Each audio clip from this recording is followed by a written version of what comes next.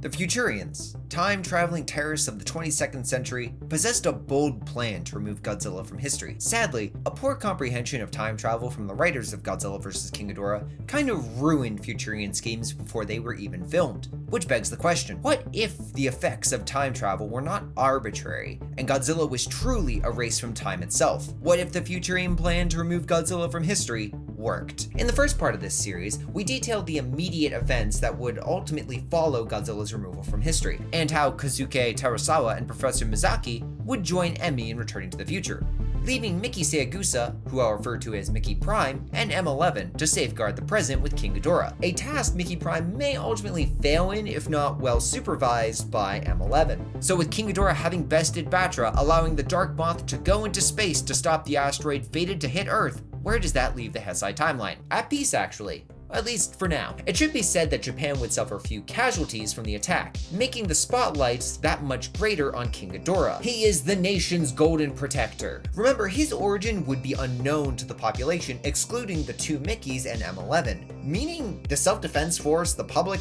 no one really knows that he was originally a weapon from the Futurians to subjugate Japan.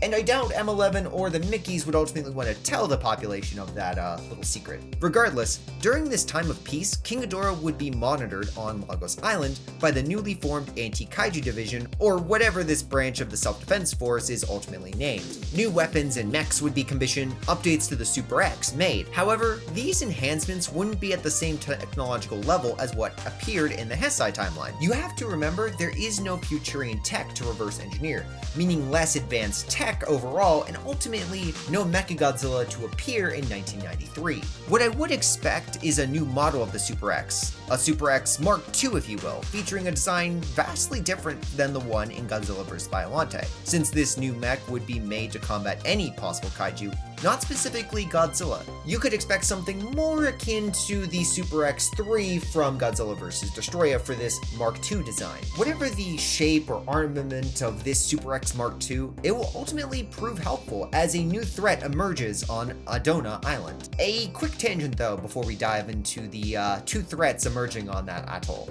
You see, in the last part I mentioned a stipulation by Mickey that was given to M11, and after 6 to 12 months, I think you would finally start seeing it bear fruit. This stipulation would be the disbursement of technology, or at least technology M11 knows of, that could better humanity to the rest of the world. Not weapons of war, but other life-saving technologies. This might sound strange, but remember, Mickey Prime ultimately saved thousands of lives by messing with time, so I don't see any reason why she would hesitate when she has not really felt any consequences of the time manipulation. These advancements are spread around the world, so no one nation can become overly dominant over others. A future which ultimately spawned the Futurians in the first place. Think of the cure of heart disease appearing in New Zealand.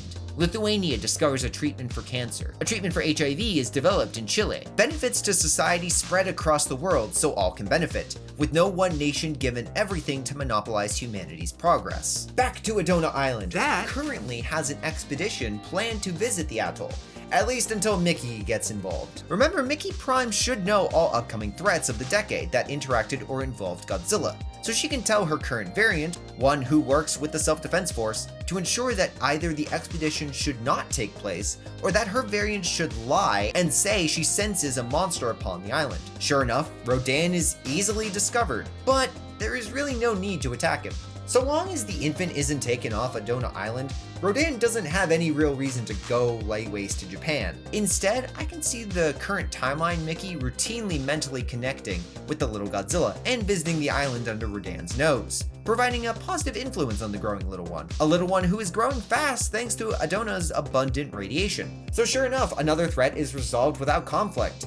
And pretty much that remains the same as 1994 comes and passes, without any spacefaring life to run amok. There would not be a SpaceGodzilla or Space Battra or Space Ghidorah in this timeline. See, the highly regenerative and adaptable property of G-cells is what laid the genetic foundation of SpaceGodzilla. While there is an argument to be made that Ghidorah's cells could be used as the basis for such a life form, We've seen firsthand that Ghidorah can't regrow lost limbs or even body parts over hundreds of years. If a threat did form from the Ghidorah cells on Battra's body, it at the very least would take hundreds, maybe thousands of years to fully form. A future threat not even Terasawa, the professor, or Emi need to worry about 200 years in the future, which just ultimately leaves the one unavoidable threat left in this timeline: Destoroyah. And for this threat, there are really two solutions to go about dealing with this hive mind problem. To start with the former, Mickey Prime could use her current timeline variant to convince the JSDF to create an exclusion zone around where Destoroyah's microscopic hive mind is located. Mickey could just explain the knowledge away by sensing a grave threat beneath the waves.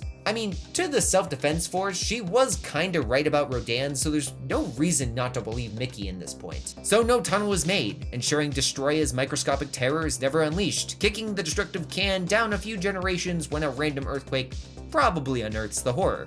The latter option is the Mickeys allow for Destoroyah's release, knowing that there is no better time to confront the threat than when they have Ghidorah. They also have Mothra as a potential ally, along with the Super X Mark II and the original Super X. So the Mickeys allow for Destoroyah's release, and he ultimately multiplies and grows into the large aggregate form we see in the film. Though there would probably be far less death with M11 able to run interference and basically minimize casualties. Chaos spreads across Japan, and the moment the horror takes to the air to begin his decimation of Japan, King Ghidorah comes in and absolutely ruins the hive mind's day. See, King Ghidorah kind of outsizes Destoroyah at this point by a ludicrous amount. It's a 150 meter tall dragon versus a 60 meter tall crab. While the micro-oxygen beam is potent, there is no way it will overpower the dragon. And Ghidorah's physical supremacy should mean Destoroyah has no chance to extract some DNA.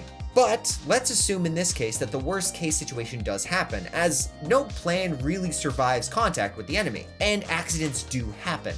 Destoroyah uses the fresh genetic material to grow into his pinnacle, ultimate, final form. But even with a different appearance and possibly new powers thanks to Ghidorah's DNA, I don't think Destoroyah can win this fight for three main reasons. The biggest factor here is, like we mentioned with the SpaceGodzilla section, Ghidorah's DNA is kind of meh. It really doesn't hold a candle to G-cells. Whatever form Destoroyah takes, it more than likely wouldn't be anywhere near as strong as the Abomination's canon final form. The other essential factor here is Mothra, who can lend a hand to help Ghidorah fight this new horror. Mothra's reflective scales are really a perfect counter to Destoroyah. All of the horror's destructive power would be turned against himself, meaning something like a horn katana could be absolutely devastating if reflected. Though Destoroyah's long tail and wings could prove disastrous if Mothra is not careful. And finally, you can't forget about the anti-kaiju division of the Self-Defense Force, who will be lending their full support here. Sure, their tech isn't up to the same firepower of the original timeline, but it doesn't really have to be, so long as they support Mothra and Ghidorah. It should also be said the Super X3 wasn't designed for kaiju combat, but to prevent nuclear disasters. That desire would most likely remain, meaning some freezing technology may be available to combat Destoroyah. So even in this worst case scenario, where we see Destoroyah getting to his final form, which is unlikely, but what we're going with this timeline, Ghidorah and Mothra and the Self-Defense Force should be able to overcome Destoroyah, albeit with a grave cost to Ghidorah, who's going to be taking most of the damage in this multi-monster fight. Wings are torn, a central head is lost. Mothra Heisei, the Super X Mark II, and the rest of the Self-Defense Force by comparison will walk away from this victory with far less loss. They can claim a resounding victory. Ghidorah, meanwhile, only grows bitter, resentful, and angry after this supposed victory on his part. And remember, he can't easily regenerate all the wounds he's suffered. The dragon's feelings aside, the timeline is secure. There are no other threats to Mickey Prime's knowledge, so for her and M11, their job is done. And with her power slowly fading, it's perfectly timed. Now she can really focus on finding her place within this timeline. Probably just rooming with her other variant though, if I had to guess. King Ghidorah, meanwhile, retires to Lagos Island, with young psychics reaching out to thank the spited dragon, while Japan as a whole praises its golden three-headed hero. Godzilla Jr. continues to grow into a peaceful adult, one familiar with humanity, but with no need to visit the mainland of Japan, with Adona's radioactive fallout able to satiate his hunger. And with his adopted brother by his side, Rodan, this Godzilla never really needs to venture too far off the island. And finally, Mothra Heisei enjoys her own retirement.